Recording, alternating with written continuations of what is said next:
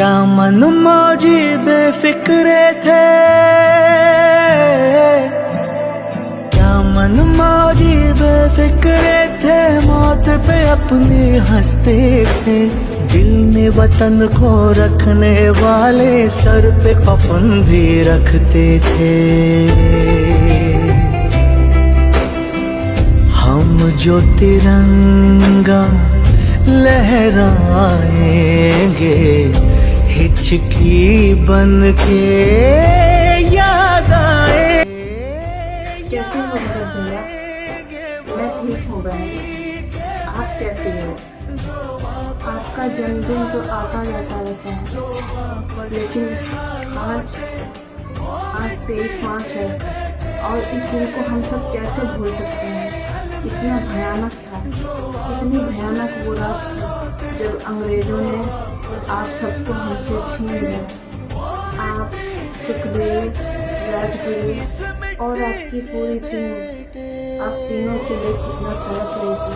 हमारा देश कैसा है, आज़ादी के बाद का भारत कैसा है, जरा हमें भी बताइए। कैसे हैं हमारे अपने? आज सब ठीक होता, आप सब इस देश के लिए फांसी पर चढ़ गए, इस देश से अंग्रेजों को भगाने के लिए फांसी पर चढ़े।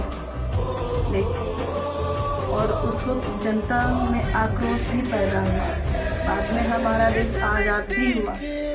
लेकिन आज जो हमारे देश की हालत है वो बद से बदतर है, आप सोच भी नहीं सकते। और आपने सच ही कहा था कि अंग्रेजों से तो हम आज़ादी दिला ही देंगे, लेकिन जो हमारे अंदर मानसिक तौर पर हम गुलाम हैं, उससे हमें कैसे आज़ादी मिलेगी। और आज हमारे देश में लोग इतने गुलाम बन गए हैं मानसिकता के, आप सोच भी नहीं सकते।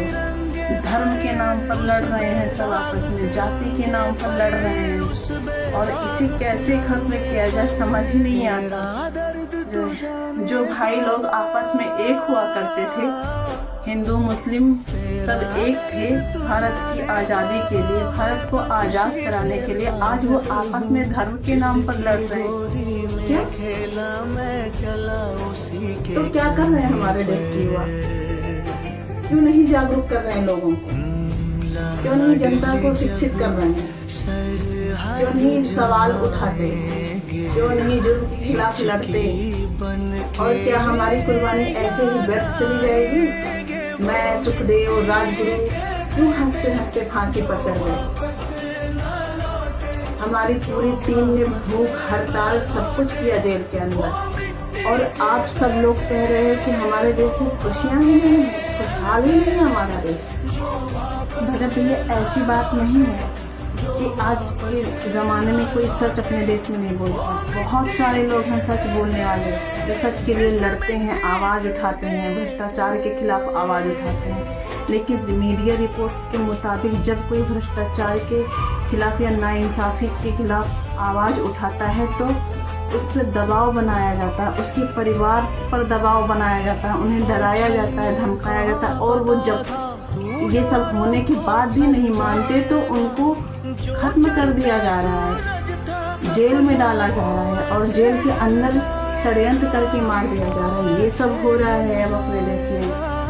कहीं चाइनीज कह करके इंडिया के ही बच्चों को मार दे रहे हैं, तो इतना रेप हो रहा है, और क्राइम, हिंदू मुस्लिम धर्म जाति सबके नाम पे इतनी लड़ाइयाँ हो रही हैं कि हम आपको बयां नहीं कर सकते। बद से बदतर हो गई अपने देश की हालत।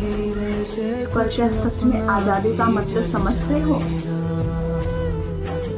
हम सब ने देश की आज़ादी के लिए अपने आप को कुर्बान कर दिया, और तुम सब लोग क्या कर रहे हो?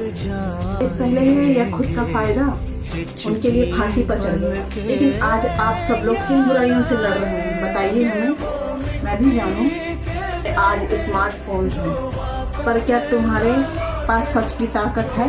लड़ सकते हो? नहीं ना। और अगर फिर वक्त आए तो क्या तुम देश के लिए लड़ पाओगे?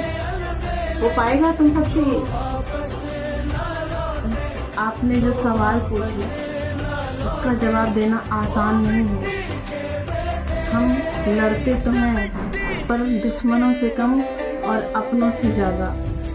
और हाँ, हम आज़ाद तो हैं, लेकिन हमारी मानसिकता और हमारी सोच इतनी बड़ी गुलाम है इस देश की, इसका कोई जवाब ही नहीं है।